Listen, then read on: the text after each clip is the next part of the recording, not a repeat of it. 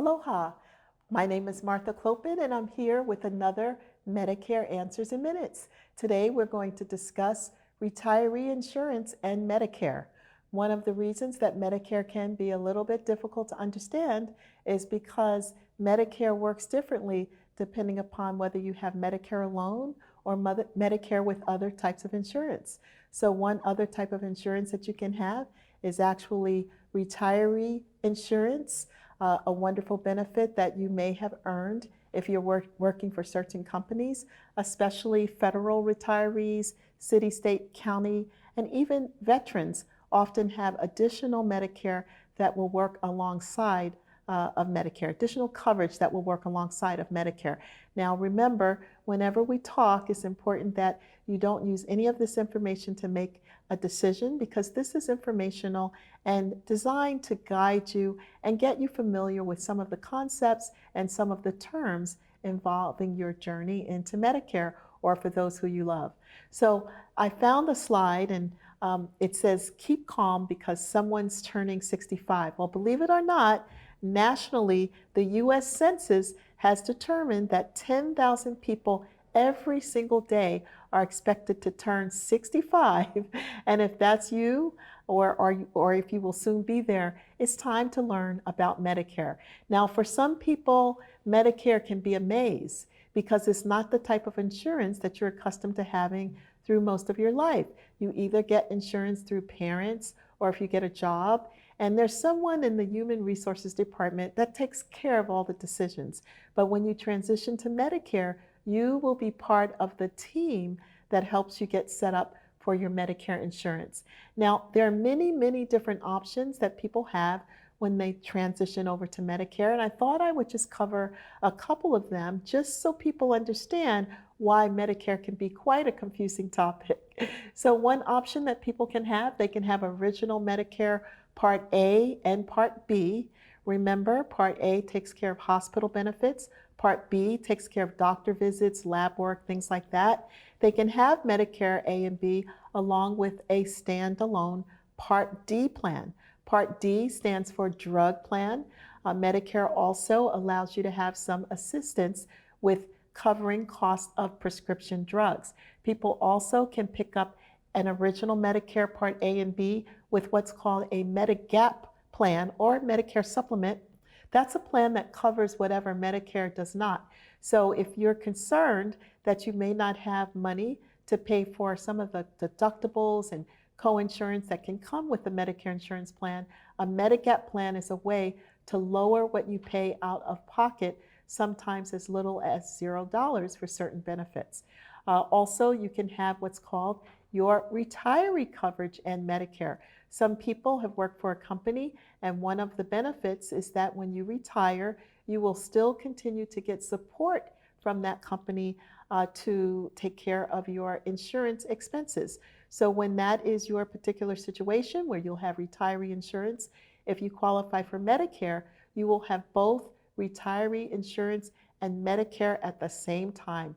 When I meet those folks, I tell them that they generally have the Cadillac or top of the line insurance program, because when you have another coverage that works alongside of Medicare, you're sure to get very, very valuable benefits at very low cost. There still will be a cost, but when you have retiree insurance to work alongside of your Medicare, it reduces what you pay out of pocket. So very strong plans. Also, people can pick up what we call Federal 87 plan or federal insurance with Medicare, and those plans cover a good part of some of your healthcare expenses.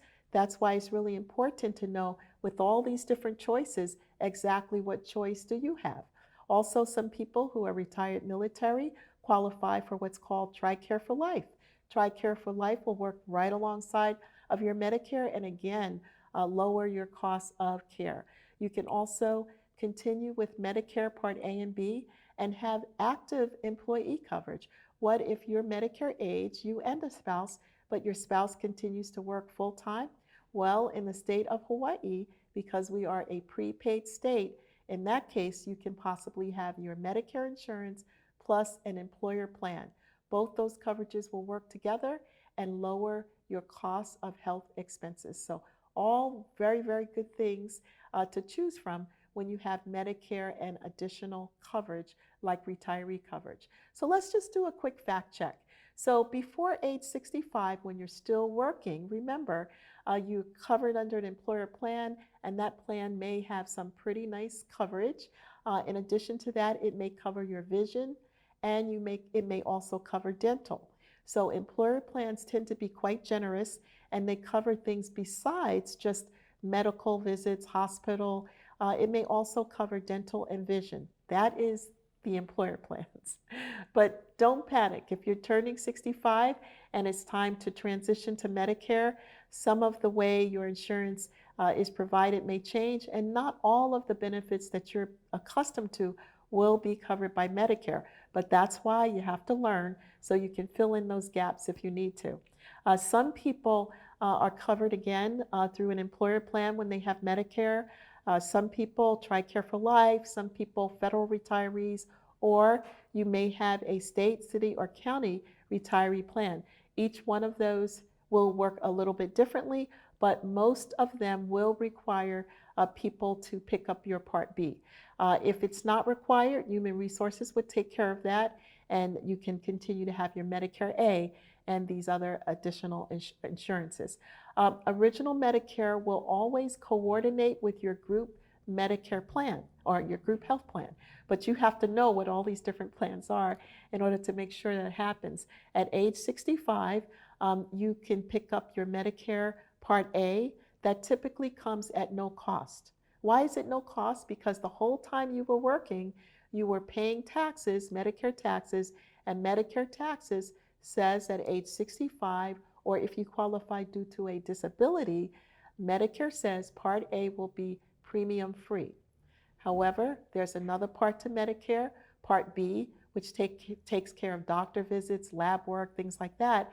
And there is a cost to Medicare Part B. In the year 2020, for most people, the standard amount is $144.60, but each and every year, that amount can change. We don't know what the 2021 rates are right now, so that's why today's focus is just talking about the 2020 Part B premium, which is $144.60. Now, if you make an income that is above a certain threshold, you will pay more for your Part B. So make sure you understand that Medicare Part B premiums are determined by your income. Now, what income do they look at? They look at your income from 2 years past. So Social Security will take a look at what your income tax return looked like for 2 years prior, and that's how they will determine what your current Part B premium is. So just little facts that are important to know. Now, when you have original Medicare and you have a service under your Part B, doctor visits, lab work, typically the Social Security, or I should say Medicare, because once you take care of your enrollment and eligibility through Social Security, your Medicare plan is your Medicare plan. So Medicare will cover 80% of your costs under Part B, 80%, and you will be responsible for 20%. But if you have one of these very valuable group retiree plans, or if you have additional coverage through a federal plan or city, state, county, or even retired military, then that plan will pick up the additional 20%. That's why I call it the Cadillac plan, because with that plan, you're definitely going to lower the cost of your healthcare expenses. When you have 2 or more insurances working, it certainly does work out quite nicely. Now, Part B and Part D premiums, as I said before, are income adjusted. So even though you may be paying lower out of pocket, there is a cost for your Medicare Part A, your Medicare Part B and your Medicare Part D. Again, D is for the prescription drugs. Now, most people don't know even something as simple as how to enroll into your Medicare Part A and B. Medicare Part A and B, very simple. You can call the Social Security Department at 1-800-772-1213, and you can speak to a wonderful representative who's just waiting for your call so they can get you enrolled into Medicare, because that is their job. You can also apply online at www.ssa.gov. That's www.samapple.gov. And there's a wonderful, wonderful resource to help you get started and even make an application. You normally can visit the Social Security offices and apply in person, but due to the global pandemic, as of today, those offices are still closed. So very important, if you want to maybe do something in person, call Social Security and see if they have reopened the offices as the global pandemic hopefully will be not with us for much longer, but right now still here. If you already have Medicare Part A, you normally cannot enroll in Part B online, but again, because of the pandemic, there is some flexibility, and Social Security can walk you through even completing an application for Part B online if you already have Part A. So all of those things are a result of the pandemic. They might change later, but for now, the best thing to do is always start with a call to your Social Security Administration. If you call the 1-800 number, they will patch you in based on the state that you live in, and if no one is available, you will get the national folks. Anyone should be able to help you understand what you need to do based on your unique situation. Be ready when you call Social Security. They will ask you to verify your identity. Many times they will ask you where you were born. Most people can remember that. They'll also ask you what is the name of your mother and father, and generally they want your mother's maiden name. So if you don't know your mother's maiden name, you might want to, find out and write that down, because Social Security often uses that to verify you are who you say you are. Now, as you get closer to this time of taking care of Medicare for yourself or a loved one, you have to actually do a little homework. So sometimes there's also time for homework. First thing you need to do, make a list of any doctors or specialists that you see, and also make a list of any prescriptions you take, the dosage and the frequency. Each Medicare option that may be available to you has a different cost. Even different pharmacies will have a different cost. So if you know what prescriptions you take, you know what the dosage is, you could do a really good job at figuring out exactly how your Medicare option will work for you. So this little homework is very, very valuable. You should also include vitamins and supplements that you may take and any other health-related items. Sometimes people need supplies for some kind of condition they may have, and Medicare may cover some of it. So make sure you make a full list of everything that you need to take care of your health. You'll also need to verify that whatever Medicare option you take, that particular plan takes your providers and also covers your medications, because not all Medicare options cover all drugs, and not all doctors take Medicare. Many, many doctors, of course, do, and if the population is aging at 10,000 people every day, expected through 2023, if that's the case, then the doctor should take Medicare patients. But if you have a doctor that does not take Medicare, and Medicare insurance is the only coverage you have, then you may need to make an out-of-pocket arrangement with that doctor. So that's why it's so important to do that homework. Now, what do you need to do when you're considering a plan? Again, first you want to determine what Medicare retiree plan option may be available to you. Many people, if they retire early, maybe in their 50s, they may not even remember that their employer offered retiree insurance.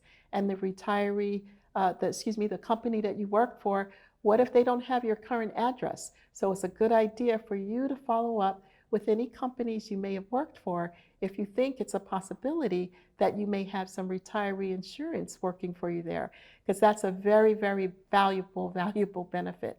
Also, you want to make sure you choose a plan that your doctor accepts. You may have a doctor that takes Medicare, but maybe they don't take a particular plan. You want to know that before you need the service, so no surprises. Also, some doctors work better with one plan over another, and it's always a good idea to talk to your doctor when you're transitioning over to Medicare, even if you'll have the retiree insurance plan, because sometimes the retiree insurance plan will offer you different options, and maybe your doctor should be part of that discussion. Lastly, you want to make sure that you understand the cost of your Medicare plan. Remember, Medicare Part B has a premium. And remember, if your income is over a certain level, you will pay more. So you really, really want to be sure that you understand exactly how your Medicare premiums will work. That's the amount you'll pay before you even have any service. So you want to make sure it's affordable, because when you are on a fixed income, affordable may mean something a little bit different than when you were working and hopefully getting those annual increases for all your good work, or maybe some bonuses if you were in that type of a position. Now, a lot of folks have prescription drug coverage, doctor, they know that's part of healthcare. But some people, when they're working, they also have benefits that provide eyeglasses, contact lenses, also dental. But Medicare, remember, it was established, or if I didn't tell you already, Medicare was established, signed into law back in 1965, and the first cards went out in 1966, and they took care of only hospital and doctor visits. 1966, that was the extent of Medicare. Drugs came around in 2006. It took quite a bit of time for them to add the prescription drugs, which is a very valuable benefit, but they still have not added vision and dental. So if you have a health problem related to your vision, that will be covered under your medical. But eyewear, contact lenses, you're expected to pay that out of pocket, and also dental care, you're expected to pay that out of pocket. Now, some retiree plans and some Medicare Advantage plans may give some basic dental, so it's important to understand it's not guaranteed. So definitely you want to check that, and also understand that once you drop your group plan or it goes away because you've retired, then those dental and vision benefits, the extra, will drop as well. So very important to know. That's a common question. People transition to Medicare and then they realize, wait a minute, I need to see my dentist, and he said that I don't have my dental card anymore. So sometimes they have to pick up additional coverage. Another common issue when people change from their employer plan to a Medicare plan, whether it's retiree or something else, they forget to tell the doctor that they have a new plan. I've had many calls from people who tell me, oh, I transitioned to Medicare and Medicare is not paying anything. What they come to learn is that they did not update their cards with their provider, so the provider's billing office is still billing the employer plan. And if you retired and you no longer have the employer plan, that claim will come back denied. So really something small but important for people to remember. You have to provide the doctor's office with your new cards. And sometimes even when you do that, some information in the computer is still showing the old information.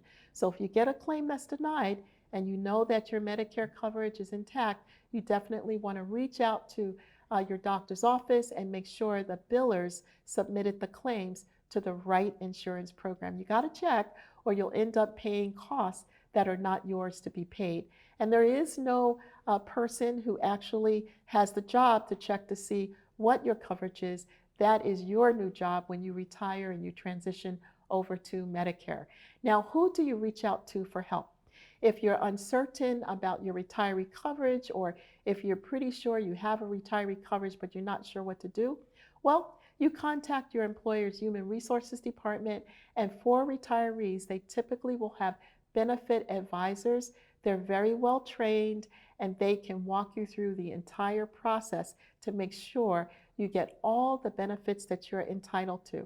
I recently had a person who had looked at the Medicare benefit and told the hospital, or it was actually a skilled nursing facility, they told the skilled nursing facility that their father had Medicare. So the skilled nursing facility correctly said, well, with skilled nursing facility benefit under Medicare, you get 100 days. So the person said, oh, gee, well, I have to get my dad moved because we're coming up to 100 days. Well, it turned out that the dad had a retiree insurance plan, and that retiree insurance plan actually added an extra 20 days to the skilled nursing benefit. That's why I call it the Cadillac. So when you have retiree insurance and Medicare, they will both work side by side, and you'll be able to definitely get more benefit and pay less out of pocket for your medical services. So I think that's just about, we're at the end of our time today. I wanted to make sure I reminded you that good resources for you when you are attempting to help a loved one, or even if it's your time for Medicare, you always want to reach out to Social Security for enrollment and eligibility. And once you have Medicare and you have specific questions about how Medicare benefits work, you want to contact Medicare at their toll-free number. I want to thank you so much for the opportunity to be with you again today, and I look forward to continuing to share my Medicare Answers in Minutes. Aloha.